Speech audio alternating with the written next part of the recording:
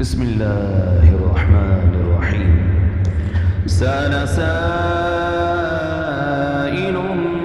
بعذاب واقع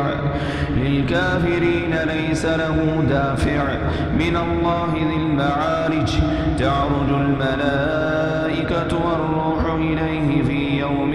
كان مقداره 50,000 سنة فاصبر صبرا جميلا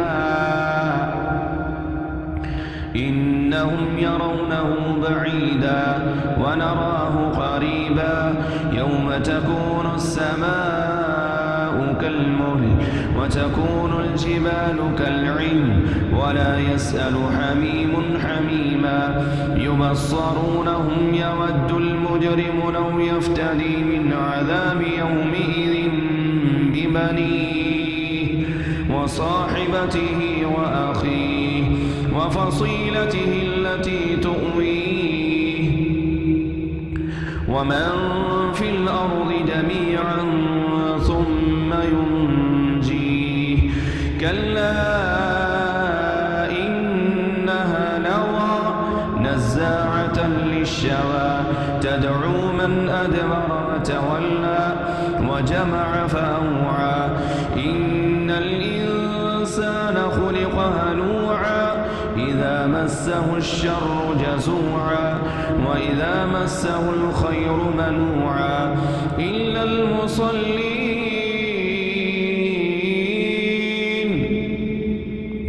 الذين هم على صلاتهم دائمون والذين في أموالهم حق معلوم للسائل والمحروم والذين يصدقون بيوم الدين والذين هم من عذاب ربهم مشفقون إن عذاب ربهم غير مأمون والذين هم لفروجهم حافظون إلا على أزواجهم أو ما ملكت أيمانهم فإنهم غير ملومين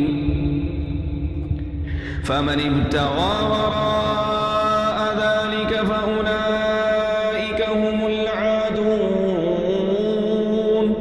والذين هم لأماناتهم وعهدهم راعون والذين هم بشهاداتهم قائمون والذين هم على صلاتهم يحافظون أولئك في جنات مكرمون فما للذين كفروا قبلك مهطعين عن اليمين وعن الشمال عزين أيطمع كل امرئ منهم أن يدخل جنة نعيم كلا إنا خلقناهم مما يعلمون فلا أقسم برب المشارق والمغارب إنا لقادرون على أن نبدل خيرا منهم وما نحن بمسبوقين فذرهم يخوضوا ويلعبوا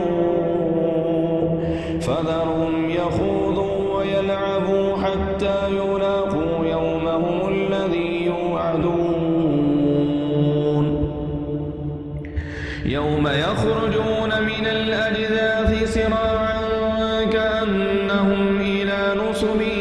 يوفضون خاشعة أبصارهم ترهقهم ذلة ذلك